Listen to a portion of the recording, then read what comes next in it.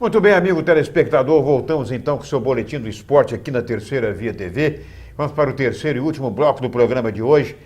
Com Ailton. Ailton, boa tarde mais uma vez. Boa tarde, Luiz, boa tarde, amigo assinante. Você viu que o Vasco ontem foi garfado, meteram a mão no Vasco. Meteram a mão no português, coitado. Olha, situação, né, o Vasco sofre gols que a bola não entra. Quando a bola entra, não dá um gol. É que nem aquele homem, não sei se foi, não sei se não foi. Então, é verdade. Quer dizer, realmente o Vasco ontem sofreu o juiz marcou um gol que a bola não entrou, né, bateu no travessão e quicou fora Bateu em cima da linha, na verdade. Em cima da linha, o juiz ficou espantado, olhou o Bandeira, saiu correndo para o meio de campo e depois o Vasco empatou em mais um resultado, deu sorte. O Vasco deu sorte em função do resultado do Ceará, que também empatou. Se o Vasco tivesse perdido o jogo, estaria fora do G4. É verdade. Mas está indo no G4, está em quarto lugar, não é isso mesmo? Mas o resultado não foi dos melhores, não. Não foi dos melhores. 2 jogos fora de casa, 2 resultados ruins para o Vasco da Gama, que estava jogando com um time que está lá embaixo. E quando você está jogando com o enfrentamento direto, o empate, você não deixa nem o adversário subir. Nem mas você. Nessa situação, o Oeste estava lá embaixo, tentando se recuperar dentro da competição. Exatamente. Né? E o Vasco, e teve um detalhe, hein? O Martins Silva fez 2 defesas antes de tomar o gol. Exatamente. Agora, infelizmente, a torcida do Vasco presente deram um show negativo. Foi. Na hora que o jogador fez o gol, foi comemorar, recebeu uma lata de cerveja no rosto. Né? Quer dizer, mas aí descobriram foi quem que jogou. Mas um cidadão como esse, certo? Um elemento como esse, deveria ser alijado da sociedade. Com certeza. Né? Primeiro ponto. Segundo ponto, depois jogar o copo dentro do campo, novamente, também. O Bandeira. Né? Então, uma situação realmente complicada. Tiraram o torcedor que jogou, mas mesmo assim para o Vasco é complicado. Aí o detalhe é o seguinte, o jogo foi disputado em Manaus. Isso. Né? Porque o mando de campo era do Oeste e o jogo foi disputado na Arena Amazonas. Isso. Não é verdade? A prática negativa foi executada por torcedores do Vasco da Gama que foram retirados. Verdade. Aí, cabe culpar quem? Vamos dizer assim, a Arena do Amazonas, a Oeste, que era o mandante, ou a torcida do Vasco, ou até o clube Vasco da Gama? O Vasco da Gama. Porque, na verdade, o que acontece? Foi o torcedor do Vasco que agrediu. O mandante do jogo não fez nada. Aí tem um erro, porque foi na arena. Tudo bem. Mas, peraí, é uma situação que quem provocou o incidente foi ato isolado do torcedor do Vasco. Foi ato isolado. Que o camarada pegar a latinha e arremessar, é ato dele. Dele, é verdade. Entendeu? Com certeza. Os outros poderiam estar tomando cerveja, refrigerante, e não arremessou a latinha. Até mesmo do mandante do jogo não fizeram nada disso. Com certeza. Um ato irresponsável do torcedor do Vasco da Gama. Né? É só isso que eu posso falar, que é o ato irresponsável, que pode prejudicar o Vasco na frente. Com certeza. Mesmo achando, pode perder mando de campo por causa disso. E o gol do Vasco foi gol de pênalti. De pênalti. Cobrança do Douglas. Douglas, né? Muito bem cobrado. Muito bem cobrado e tal, e houve realmente o pênalti. Houve realmente. Agora, o detalhe é o seguinte, o campeonato brasileiro, você não vê isso no campeonato, sinceramente, não é porque é Europa, não. Você não vê isso campeonato europeu, você não vê isso no campeonato de países, né? Espanha, Itália, Inglaterra.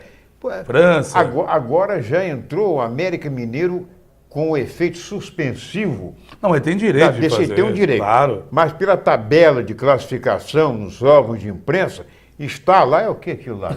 Ela voltou com a carga toda, rapaz, depois da... já está recuperada, graças a Deus. A nossa diretora de estúdio aqui, a Vitória Billerbeck, depois de um pequeno acidente. Mas o detalhe é o seguinte, então, mas tem direito o América desse recurso. Tem direito porque tem que recorrer, porque foi a primeira instância do STJD que tirou os pontos. Ele tem que ir agora para o pleno, para ver se ele recupera ou não essa situação. 2 notícias interessantes, Luiz. A primeira, que o ex-ministro lá se retratou com com o Ronaldinho. O Ronaldinho do México. Pediu desculpa pelo ato dele, né? Pediu desculpa pelo que não deveria ter falado. Aquilo que nós falamos aqui, tinha que se retratar porque pegou muito mal. Né? Um outro assunto foi que ontem aconteceu um arbitral na Liga de Desportos, aqui Liga Campista de Desportos, Isso. E já foi definido, né, o campeonato Sub-23. Americano e Goitacás estão fora, mas Rio Branco e Campos vão disputar a competição. Jogadores até maiores de 23 anos podem ser utilizados 3 durante a partida. Mas vão participar clubes também amadores de Campos?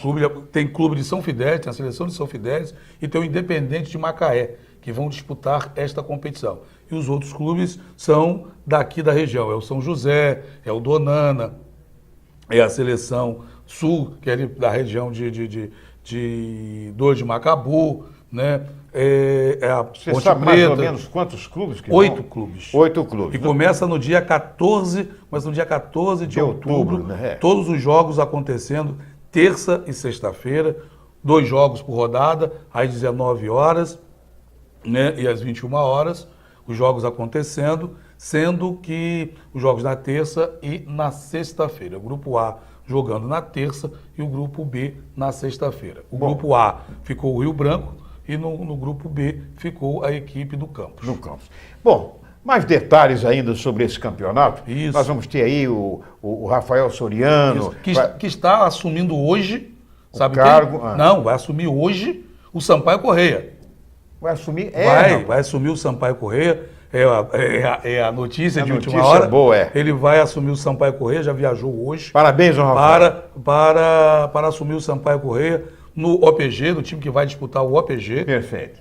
E depois já vai montar com essa base o time que vai disputar o campeonato da Série B do ano que vem. É um trabalho que já está sendo diferenciado. E o Soriano voltando, onde foi aquele Rally Shake, foi o maior sucesso, ele voltando para o Sampaio Correia. Muito bem, vamos aproveitar apenas que hoje é quarta-feira e ontem nós tivemos aí vários jogos pela Europa, Champions League.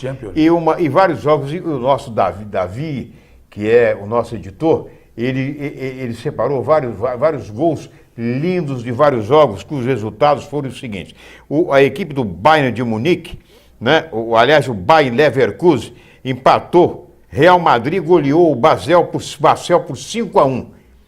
O Liverpool, foi um jogo interessante, que é o time que tem vários brasileiros, inclusive o Felipe Coutinho, né? Derrotou o Gudogan, né? Esse time é da Bulgária por 2-1, o jogo foi lá na Inglaterra, e o Liverpool fez 1-0 no final do jogo.